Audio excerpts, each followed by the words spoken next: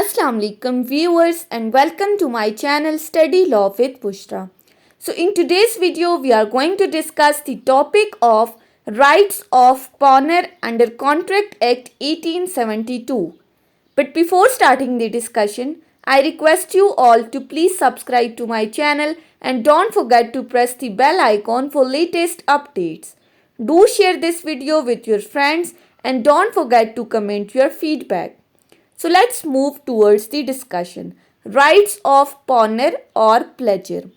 सबसे पहले तो हमने देखना ये है that who is the pawner. The pawner or pledger is actually a person who gave his property as security to take the loan. यानी कि ऐसा बंदा जिसने अपनी प्रॉपर्टी को एज सिक्योरिटी दिया ताकि वो दूसरे बंदे से लोन ले सके. लास्ट वीडियोस में हमने डिस्कस किए थे राइट्स ऑफ पॉनी, जिसको ये प्रॉपर्टी एज सिक्योरिटी दी जा रही थी. उसमें हमने डिस्कस किया था कि पॉनी के पास ये राइट्स हैं कि वो उसकी प्रॉपर्टी को रिटेन कर सकता है, अपना लोन सिक्योर करने के लिए जितने एक्सपेंसेस हुए हैं एक्स्ट्राऑर्डिनरी वो रिसीव कर सकता है, उसकी प्रॉपर्टी को सेल कर सकता है एंड ऑल दैट. वो हमने डिटेल में पढ़ा था. आज की इस वीडियो में हम पढ़ेंगे कि पॉनर के राइट्स क्या हैं, जिसने अपनी प्रॉपर्टी को एज सिक्योरिटी दिया है. कॉन्ट्रैक्ट एक्ट उसके राइट्स के बारे में क्या कहता है. तो सबसे पहला जो राइट पॉनर का आता है वो सेक्शन 177 में आता है, जिसमें क्या कहा गया है, the first right of pawnor is the right to redeem. अब आप लोग कहोगे कि ये राइट टू रिडीम क्या है, रिडीम का एक्चुअली मतलब क्या है. सो अगर आपको याद हो तो ट्रांसफर ऑफ प्रॉपर्टी एक्ट में हमने पढ़ा था राइट ऑफ रिडम्पशन. आपको वहाँ एक टॉपिक था सेक्शन 54 जिसमें मॉर्टगेज के बारे में पढ़ा था. उस मॉर्टगेज के अंदर हमने ये राइट ऑफ रिडम्पशन पढ़ा था. मॉर्टगेज क्या था कि आप अपनी इमूवेबल प्रॉपर्टी को एज सिक्योरिटी देते हो ताकि आप किसी बंदे से डेट ले सको. तो उसमें कहा गया था कि फिर मॉर्टगेजर का राइट है राइट ऑफ रिडम्पशन. अब अगर मैं सिंपली आपको बताऊं कि ये राइट ऑफ रिडम्पशन क्या है, तो हम सिंपली कह सकते हैं that the right to regain the ownership of any property or any goods after freeing oneself from the debt, या फिर हम कह सकते हैं after freeing that property from the debt, charge और lien. यानी कि एक बंदा जिसने किसी दूसरे से कर्ज लिया था और कर्ज लेते वक्त जो अपनी प्रॉपर्टी एज सिक्योरिटी दी थी, जब वो उस बंदे का कर्ज वापस कर देता है, वो रीपेमेंट कर देता है, लोन वापस कर देता है, तो उस सूरत में उसके पास ये राइट है कि वो अपनी प्रॉपर्टी को दोबारा हासिल कर सके, वो रीगेन कर सके. क्या होता है, जब आप एज अ सिक्योरिटी अपनी प्रॉपर्टी किसी दूसरे को देते हो तो आप अपनी पोजेशन ट्रांसफर कर रहे होते हो, ऑनरशिप नहीं, पोजेशन. तो जब आपके दरमियान कॉन्ट्रैक्ट पूरा हो जाता है तो उसके बाद आपका राइट बनता है कि आप अपनी प्रॉपर्टी को रीगेन कर सको. This is called right of redemption. यानी कि after repayment of the debt you have the right to regain your property. So section 177 right to redeem के बारे में क्या कह रहा है, in case of the contract of pledge. ये तो हमने जनरल राइट ऑफ रिडम्पशन पढ़ा था. ये सेक्शन क्या कह रहा है कि अगर पॉनर और पॉनी के दरमियान कोई टाइम पीरियड फिक्स हो गया है कि आपने इतने टाइम के अंदर लोन रीपे करना है, टाइम पीरियड फिक्स हुआ है for the payment of the debt और द परफॉर्मेंस ऑफ प्रॉमिस, तो अगर उस सूरत में पॉनर क्या करता है, पॉनर डिफॉल्ट कर जाता है, डिफॉल्ट इन पेमेंट, तो उस सूरत में क्या होगा.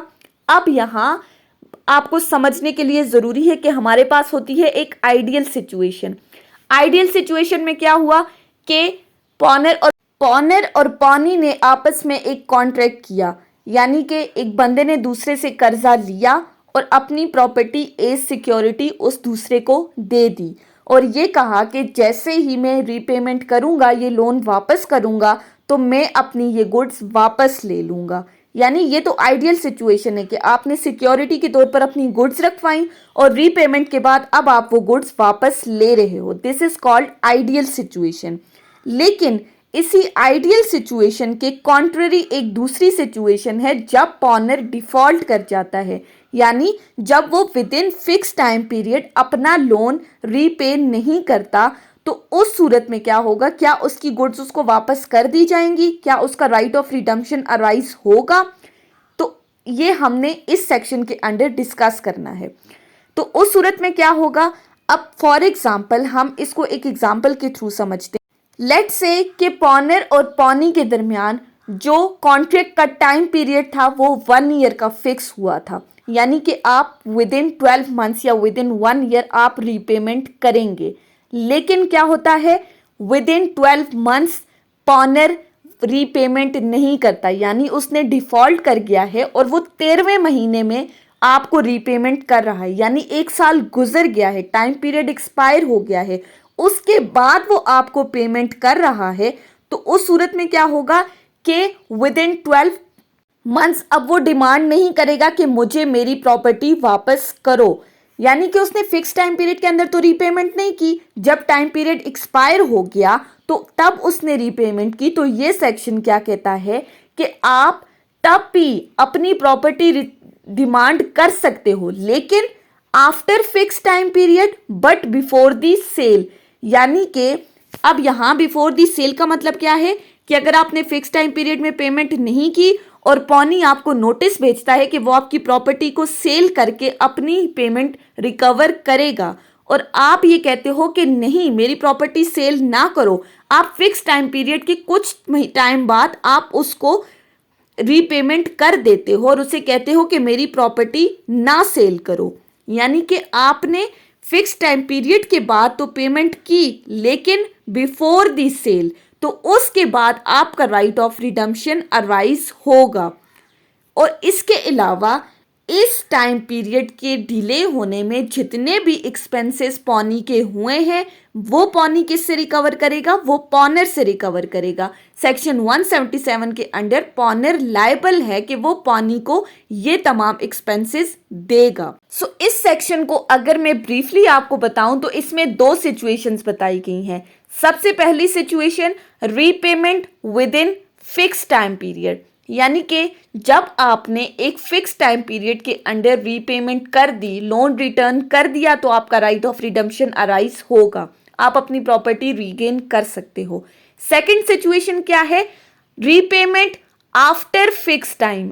अगर आप टाइम पीरियड एक्सपायर होने के बाद रीपेमेंट कर रहे हो, लेकिन यहां भी एक और कंडीशन बताई गई है कि टाइम पीरियड तो फिक्स एक्सपायर हो गया, आपका जो टाइम पीरियड फिक्स था वो तो खत्म हो गया, लेकिन बिफोर दी सेल अगर आप रीपेमेंट कर रहे हो, इससे पहले कि वो आपकी प्रॉपर्टी को बेच के अपना लोन रिकवर कर दे, आप उसको रीपेमेंट कर देते हो, तो तब भी आपका राइट ऑफ रिडम्पशन अराइज होगा।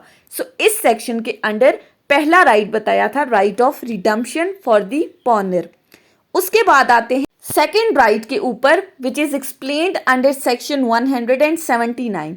ये सेक्शन क्या कह रहा है कि pledge where the pawnor has only a limited interest, कि उस सिचुएशन में क्या होगा कि जब पॉनर का कोई लिमिटेड इंटरेस्ट है, कोई महदूद इंटरेस्ट है, वहां लिमिटेशंस आ गई हैं, ऐसे सर्कमस्टांसेस में प्लेज की नोयत क्या होगी, क्या कॉन्ट्रैक्ट ऑफ प्लेज होगा, किस हद तक होगा, उसकी लिमिटेशंस क्या हैं।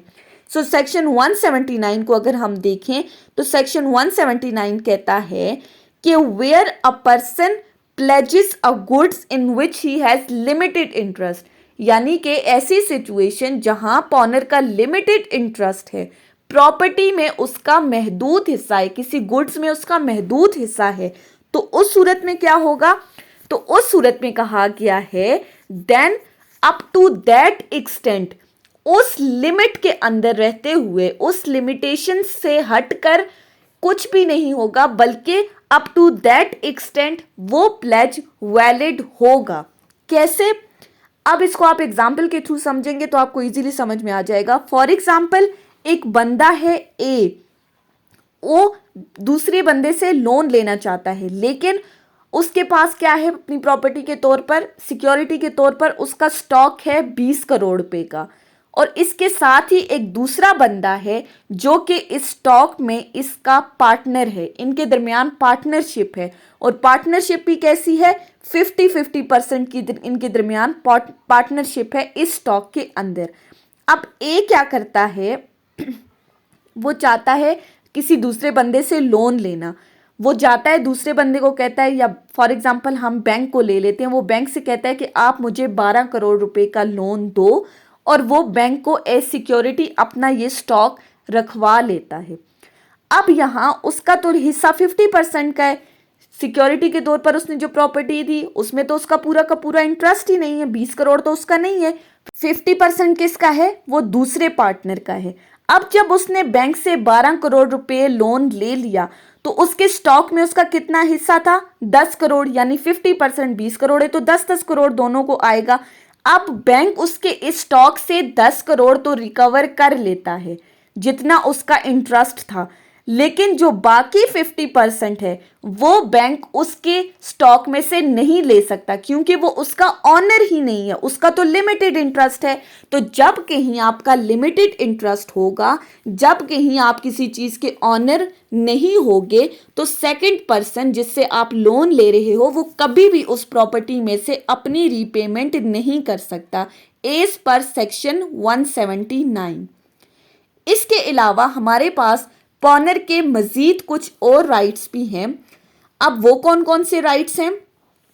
पहला तो हमने देखा कि वो राइट ऑफ रिडम्पशन है, सेकंड राइट लिमिटेड इंटरेस्ट है जहां पर, थर्ड राइट क्या है, right to receive the notice of cell.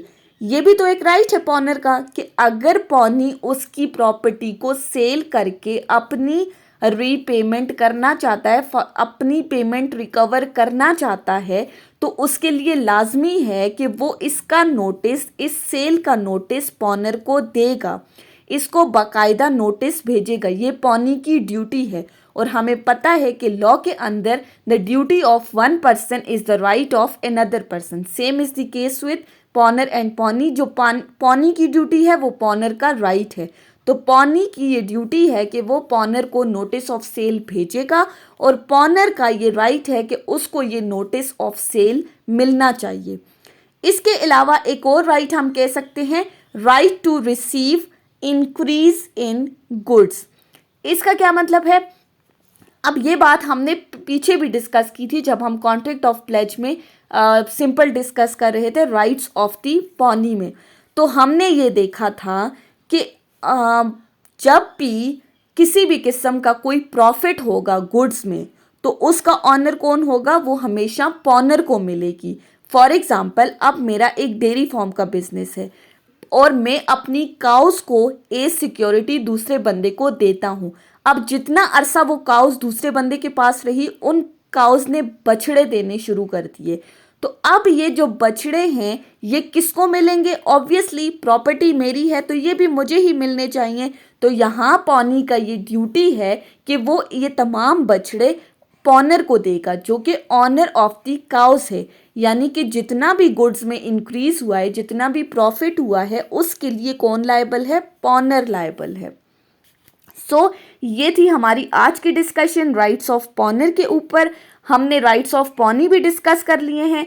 सो हमारा कॉन्ट्रैक्ट ऑफ प्लेज का टॉपिक यहाँ पर ख़त्म हो जाता है। हमने पूरा डिस्कस कर लिया है। आई होप कि आपको ये तमाम चीज़ें समझ में आई होंगी अगर आपने मेरी वीडियोस को अटेंटिवली सुना है तो। अगर आपको ये वीडियो अच्छी लगी है तो इस वीडियो को लाइक करें, कमेंट करें और चैनल को सब्सक्राइब करना ना भूलें। Thank you so much for watching. Till then, अल्लाह हाफिज़।